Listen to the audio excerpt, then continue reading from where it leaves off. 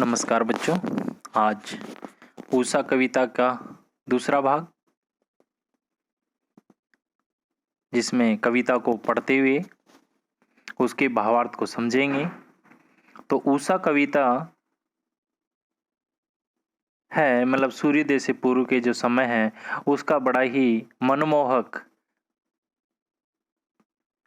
एक यति और गति के साथ प्रकृति में जो परिवर्तन, जो पल पल परिवर्तन होते हैं, उनको कवि ने अपने बिंबों के माध्यम से बतलाने की कोशिश की है।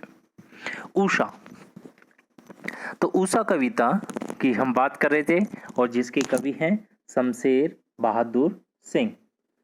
शमशेर बहादुर सिंह एक गतिशील बिंब योजना के में बड़े माहिर एक प्रयोगधर्मी कवि हैं। तो इसकी भावार्थ के बारे में पढ़ेंगे। तो ये कवि हैं और ये इन सूर्योदय से पूर्व आकाश की आभा कुछ ऐसी दिखाई देती है। चारों तरफ अंधेरा सा रहता है और पूर्व की दिशा में एक उजास रहती है और उस समय देखकर ऐसा लगता है, उजास से आती है जैसे कोई नीला शंख का दृश्य हो आसमान। ये नीला शंख है। और कहीं भोर का नमी के कारण ऐसा लगता है जैसे किसी चौका है जो अभी लिपा हुआ है और मिट्टी से, राख से, और अभी क्या है, थोड़ा सा सूखा नहीं है, हल्का सा गीला है। और गीला, हल्का सा गीला है, इसके कारण उसमें जो उज्ज्वलता है वो आ चुकी है। ऐसा देखो, कविता की पंक्तियां हैं तो इसे हम जानेंगे। देखो, प्रात नभ था बहुत नीला शंख जैसे, भोर का नभ राख से लेपा हुआ चौका। प्रात नभ था बहुत नीला शंख जैसे, भोर का नभ राख से लेपा हुआ चौका। अभी गीला पड़ा है बहुत काली सिल जरा से, लाल केसर से की जैसे धुल गई हो। स्लेट पर या लाल खड़िया चौक मल दी हो किसी ने नीले जल में, या किसी की गोर झिलमिल दे जैसे हिल रही हो।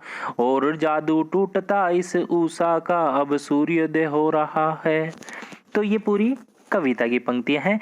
इसमें कुछ पंक्तियों को लेते हुए इसके भावार्थ समझने की कोशिश करेंगे। तो पहली पंक्तियां हैं पहले पद्यांश की। प्रात नभ था बहुत नीला शंख जैसे, भोर का नभ राग से लिपा हुआ चौका अभी गीला पड़ा है। तो यहाँ पर कवि शमशेर बहादुर सिंह जी बता रहे हैं कि प्रातकालीन आकाश का रंग शंख के समान नीला था। शंख के समान नीला था। उसके बाद भोर हुई और भोर के समय में नीला रंग थोड़ा मंद पड़ गया, मतलब श्वेत की आभा आ गई इसमें। ठीक है, क्योंकि शंख ऐसा होता है, सफेद होता है, पर आकाश का रंग शंख के समान नीला, परंतु थोड़ा आने के बाद वो नीला थोड़ा मंद पड़ गया और मंद पड़ने के कारण वो ऐसा इसके समान, शंख के समान दिखाई देने लग गया। आगे देखते हैं। वातावरण में नमी दिखाई पड़ने लगी। ऐसा लगा मानो आकाश न हो बल्कि राख से लिपा हुआ गीला चौका हो। मतलब किसी युवती ने आप रसोई में जाने से पूर्व रसोई के जो चौके को लीप दिया हो, रात को, शाम को खाना खाने बाद चौके को लीप दिया जाता है ग्रामीण महिलाओं द्वारा, और सुबह के समय में भी वो थोड़ी क्या रहता है, गीला रहता है, नमी लिए हुए रहता है। तो ऐसा लगता है मानो आकाश न हो बल्कि क्या हो, राख से लिपा हुआ गीला चौका हो। तो आकाश ऐसा लग रहा है जैसे राख से लिपा हुआ गीला चौका हो। और नमी के कारण गीलापन था और रंग राख सा गहरा था। ठीक है, राख कैसी होती है, श्वेत तली हुई होती है। तो अभी थोड़ा उसमें आभा है, हल्की सी आभा है सूरज की, तो ऐसा प्रतीत हुआ कि अभी थोड़ा श्वेतता पूरी नहीं आई, थोड़ा सा गीला है। ठीक है, तो यहाँ पर जो प्रातकालीन जो आकाश था उसको इन बिंबों के माध्यम से बताने की कोशिश की गई है। तो प्रातकालीन आकाश का रंग कैसा था, शंख के समान नीला था। उसके बाद भोर हुई तो भोर पर नीला रंग थोड़ा मंद पड़ने लगा। तो उसमें थोड़ी श्वेतता आई। तो पहले नीला था, फिर थोड़ा सा द्वैल होने के कारण थोड़ा नीला पड़ गया और वातावरण में नमी दिखाई दी, तो ऐसा लगा जैसे किसी महिला ने अपने चौके को लिपाया और अभी वो गीला है, नमी के कारण गीलापन था और रंग राख सा गहरा था। आगे देखते हैं। ये काली सिल होती है जिस पर मसाला पीसते हैं, काली होती, ऐसी ही रात ये काली है, ऐसी ही रात काली होती है। ठीक है। फिर उजास होती है तो इस तरह का होता है, और ज्यादा होती है तो पूरे आसमान में क्या होती है, लालिमा फैल जाती है। तो अंधेरे की रात को कुछ बताया गया है काली सिल के समान, इस पर लालिमा फैल जाती है तो ऐसा लगता है जैसे लाल केसर फैल गई हो। बहुत काली सिल जरा से लाल केसर से कि जैसे धुल गई हो, स्लेट पर लाल खड़िया चौक मल दी हो किसी ने, स्लेट पर लाल खड़िया चौक मल दी हो किसी ने। ठीक है। तो भोर के झुटपटे में अंधेरे और सूरज की उगती हुई लाली का मिश्रण ऐसे लगता है मानो बहुत गहरी काली सिल थोड़े से लाल केसर से धुल गई हो। बहुत काली सिल जरा से लाल केसर से कि जैसे धुल गई हो, स्लेट पर यहाँ लाल खड़िया चौक मल्दी हो किसी ने। तो देखो, भोर के झुटपटे में अंधेरे और सूरज की उगती हुई लाई यानी लाली का मिश्रण ऐसे लगता है, भोर के झुटपटे यानी अंधेरे में और सूरज की उगती हुई लाली का मिश्रण ऐसा लगता है जैसे मिनो गहरी काली सिल पर, जैसे ये सिल है, ये काली सिल है, इस पर लाल केसर किसी ने मल दी हो, है मतलब थोड़ी पीस दिया हो और फिर धुल गई हो, और धुलने के कारण वो चारों तरफ फैल गई हो। तो यहाँ पर अंधेरा है जो काली सिल जैसा प्रतीत होता है और सूरज केसर की लालिमा के समान प्रतीत होता है।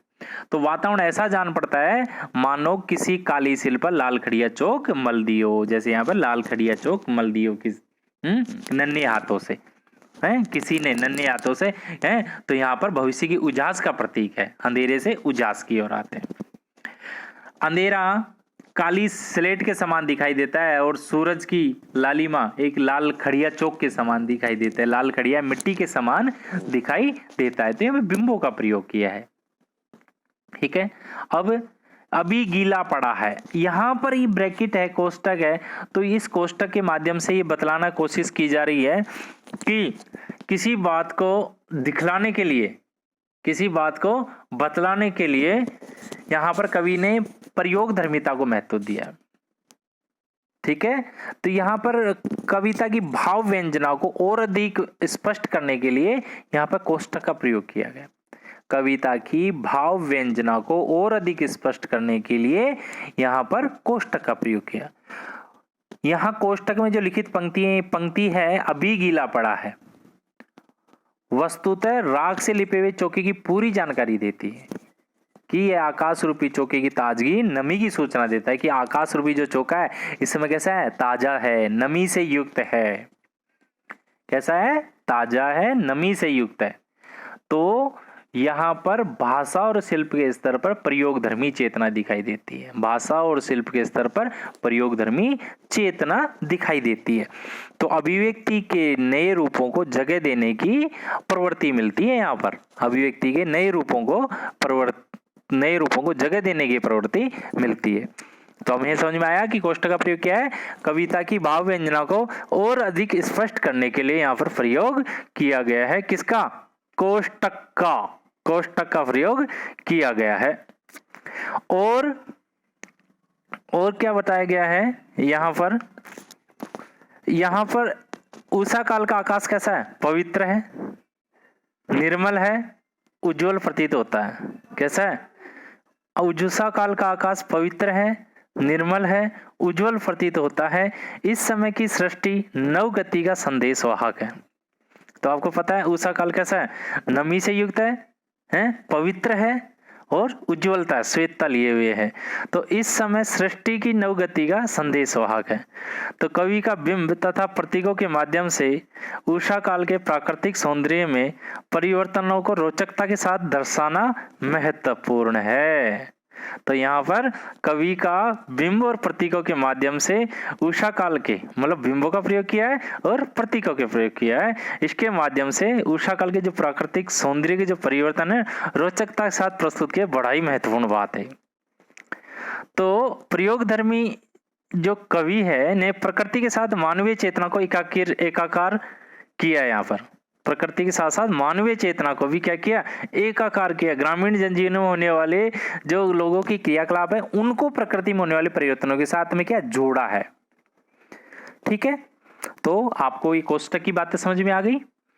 अंधेरे को काली सिल के समान भी बताया है, और यहाँ पर जो केसर पिलती है जो सूरज उगने के बाद जो लालिमा उससे इसकी साम्यता बताई गई है। अब और ऐसा लगता है कि जैसे काली सिल पर किसी ने लाल खड़िया चौक मल दी हो किसी बच्चे के नन्हे नन्हे हाथों से। ठीक है, तो यहाँ पर क्या है, एक भविष्य की उजास का भी क्या दिखाई देता है, एक प्रतिबिंब दिखाई देता है। आगे देखते हैं। नीले जल में या किसी की गोर झिलमिल दे जैसे हिल रही हो, और जादू टूटता है उषा का अब सूर्योदय हो रहा है। कि ये आकाश कैसा दिखाई देता है सुबह उगने से पहले, नीले जल के समान। कैसे दिखाई देता है, नीले जल के समान। और ऐसा जब सूरज उगता है तो ऐसा लगता है कि सूरज की देह कैसी होती है, चमकीली होती है, गौर वर्ण की होती है। ऐसा लगता है कोई युवती है जो नीले जल में से नहा के निकल रही हो, झिलमिल दे, झिलमिलाती हुई देह है, क्योंकि धीरे धीरे ये बाहर निकल रही हो। क्योंकि सूरज बहुत दूर है पृथ्वी से, जो किरणें जब आती हैं तो ऐसे होती हैं, झिलमिलाहट के साथ आती हैं, वातावरण की बहुत सारी लेयरों को पार करते हुए आती है, तो उसमें झिलमिलाहट होती है। इसलिए झिलमिलाहट दे, और पानी में से भी कोई युवती नहा के आएगी तो पानी हिलता है। तो नीले जल में ऐसा लगता है जैसे किसी युवती की गोरी देह झिलमिलाहट होकर बाहर निकल रही हो। और जैसे ही सूरज निकलता है उषा का जादू टूट जाता है और अब सूर्योदय हो रहा है, जैसे ही चित्रों के माध्यम से बतलाया है। भोर के समय जब आकाश में गहरा नीला रंग छा जाता है और सूरज की श्वेत आभा दिखने लगती है। कहते हैं कि भोर के समय जब आकाश में नीला रंग छा जाता है और सूरज की श्वेत आभा दिखने लगती है, तो उस समय का सौंदर्य ऐसा प्रतीत होता है मानो नीले रंग के जल में किसी सुंदरी की देह झिलमिला रही हो। कुछ समय बाद जब सूरज उदित होता है तब उषा पल पल बदलते रंगों का सौंदर्य एकदम छू मंत्र हो जाता है। जब सूर्योदय होता है तो उषा का जो पल पल परिवर्तित जो रंगों का सौंदर्य है वो छू मंत्र गायब हो जाता था, सूर्योदय हो जाता है और प्रकृति के रंग क्या हो जाते हैं, समाप्त हो जाते हैं। प्रकृति के रंग क्या हो जाते हैं, समाप्त हो जाते हैं। अब देखो, बहुत काली सिल में, मतलब यहाँ पर अंधेरे को किससे तुलना की गई है, काली सिल से। तो यहाँ पे कौन सा अलंकार है, उपमा अलंकार। कौन सा अलंकार है, उपमा अलंकार है। बहुत काली सिल जरा से केसर से धुल गई हो, तो यहाँ पर उपमा अलंकार है। ठीक है, नील जल हिल रहा हो सलेट पर लाल खड़िया चौक मल दी, ये दो वाक्य हैं। नील जल हिल रहा हो है यहाँ पर, है ना, नील जल किसी की गोर दे झिलमिल रही हो, है जैसे हिल रहा हो, है, और स्लेट पर लाल खड़िया चौक मल दी हो। मानो ऐसा लग रहा है कि नीला जल हिल रहा हो, मानो ऐसा लग रहा है कि स्लेट पर लाल खड़िया चौक किसी अदृश्य हाथों ने मल दी हो। तो यहाँ पर उत्प्रेक्षा अलंकार। कौन सा अलंकार है, उत्प्रेक्षा। बहुत काली सिल जरा से केसर से, तो यहाँ पर सात से सी समसरिस वाचक शब्दों का प्रयोग होता है, उपमा अलंकार है। नील जल हिल रहा हो स्लेट पर लाल खड़िया चौक मल दी हो, कौन सा अलंकार है, उत्प्रेक्षा अलंकार है। ठीक है, भोर का नभ में है, भोर का नभ बह, ठीक है, भोर का नभ, तो भोर रूपी नभ मतलब भोर का नभ, यानी जो मानो वही भोर का जो आकाश है इसमें है। तो यहाँ पर भी क्या है, यहाँ पर भी उत्प्रेक्षा अलंकार की बात बतलाई गई है। तो यहाँ पर विभिन्न अलंकारों का प्रयोग किया गया। अब नील विभिन्न प्रतीकों का प्रयोग किया है। नीला जल नीले आकाश का द्योतक है कि नहीं, नीला जल किसको दिखा रहा है, आकाश को, नीले आकाश को। गोर झिलमिल दे सूर्य के प्रकाश को बतला रहा है, तो किसका था, प्रतीकों सुंदर प्रयोग किया। उषा का क्या गया, मानवीकरण किया गया, युवती के रूप में दिखाया गया। क्या क्या होता गया, युवती के रूप में दिखलाया गया। ठीक है, अब देखिए दूसरा, भाषा कैसी है, सरल है, संस्कृतनिष्ठ हिंदी भाषा। कैसी है, सरल भाषा है, आप ऐसे लिखेंगे, भाषा सरल सहज एवं संस्कृतनिष्ठ हिंदी है और बिंबात्मक भाषा में रची गई है, बिंबात्मक भाषा का प्रयोग किया गया। ठीक है, लघु शब्दावलियों के साथ दृश्य शैली का प्रयोग किया गया है, क्योंकि चित्रांकन किया है ना, तो दृश्यात्मक शैली का प्रयोग किया गया है। ठीक है, प्रातःकाल के गहरे रंग और नमी को किससे बतलाया गया, कौन से बिंब से बताया, पूछ ले कि प्रातःकाल के गहरे रंग और नमी को राख से लिपा हुआ चौके से बतलाया गया है। ठीक है, अब आपसे पूछ लिया जाए कविता के कथ्य और शिल्प पर, कविता की जो कथ्य मतलब बिंदु है, मूल जो इसकी कथा है, मूल पॉइंट है, और जो इसकी ये आर्किटेक्ट है इसकी जो शिल्प सौंदर्य है, शब्दों की बनावट है, उसके बारे में क्या बतलाया गया। तो क्या आप ये लिखना कि कथ्य और शिल्प दोनों स्थितियों में कविता, कथ्य और शिल्प दोनों स्थितियों में कविता अलग प्रवृत्ति को दर्शाती है। कवि शिल्प के प्रयोग में सचेत है, नए बिंब, नए प्रतीक, नए उपमानों के माध्यम से कविता नई चमक के साथ सामने आई है। ठीक है, उषा कविता में प्रकृति के परिवेश में होने वाला परिवर्तन मानवीय जीवन चित्र बनकर सामने आया। तो प्रकृति में होने वाले जो परिवर्तन है वो कौन सा चित्र बनकर सामने आए, मानवीय जीवन चित्र। शमशेर ने प्रकृति की गति को बांधने के लिए अपने बिंबधर्मिता का कुशल प्रयोग किया गया। शमशेर ने प्रकृति की गति को बांधने के लिए बिंबधर्मिता का कुशल प्रयोग किया गया। कवि का चित्र मन भी मोम की भांति पिघलकर शब्दों में फैल गया है। तो यानी चित्रकार मन है वो किसकी तरह फैल गया है, पिघलकर, मोम की तरह पिघलकर शब्दों में फैल गया है। आई बात समझ में। तो यहां पर अब आप फतें कि गीला पड़ा है चौका किसे बताने गया, किसके बता लगे कि अंधकार समाप्त होने पर भोर के नभ में, कहते हैं कि अंधकार समाप्त होने पर, जो अंधकार समाप्त होता है ना उससे पहले, अंधकार समाप्त होने से पहले आकाश कैसा होता है, नमी से, क्योंकि ओस गिरती है आसमान से। तो ऐसा आभास होता है कि शाम को भोजन बनाने पर किसी गृहिणी ने चूल्हे को राख से लीप लिया है, किसी ने लीपा है और अभी तक वो क्या है, गीला पड़ा है। तो भोर के नभ में क्या है, सजलता का गुण है, मतलब नमीता का गुण है, क्या है, नमी का गुण है वहां पर। ठीक है, तो यहाँ पर विभिन्न अलंकारों का प्रयोग किया गया है और विभिन्न बिंबों का प्रयोग किया गया है। ठीक है, तो देखो और दूसरा, नभ की पवित्रता, निर्मलता, उज्ज्वलता, है ना, नभ की। तो यहां पर कवि ने भोर के नभ की पवित्रता, निर्मलता, उज्ज्वलता को विविध बिंबों और प्रतीकों के माध्यम से दर्शाया। अब देखो, राग से लिपा हुआ चौका कैसा है, पवित्रता, पवित्र हो गई जगह। ठीक है, नीले जल में किसी की गौर झिलमिल देह है तो कैसे, निर्मलता का प्रतीक हो गई, जब आदमी नहा लेता है तो निर्मल हो जाता है। और काली सिल जरा से लाल केसर से जैसे धुल गई हो में किसका प्रतीक हो, उज्ज्वलता का प्रतीक है। किसका प्रतीक है, उज्ज्वलता का प्रतीक है। तो यहाँ पर भोर के नभ के बदलते सौंदर्य को कवि ने नवजीवन की, याद रखना, भोर के नभ में बदलते सौंदर्य को, मतलब भोर का नभ, भोर मानी प्रातःकालीन जो आकाश है उसके बदलते सौंदर्य को जनजीवन की गतिशीलता और मानवीय गतिविधियों में हो रहे परिवर्तन के रूप में आपके सामने चित्रित किया है, यानी रेखांकित किया है। आई बात समझ में। अब देखो, अब एक ये सवाल देखते हैं, कविता की किन उपमानों को देखकर कहा जा सकता है कि उषा कविता गांव की सुबह का गतिशील शब्द चित्र है। तो आप सबको पता है कि उषा कविता में कवि शमशेर बहादुर ने ग्रामीण उपमानों का प्रयोग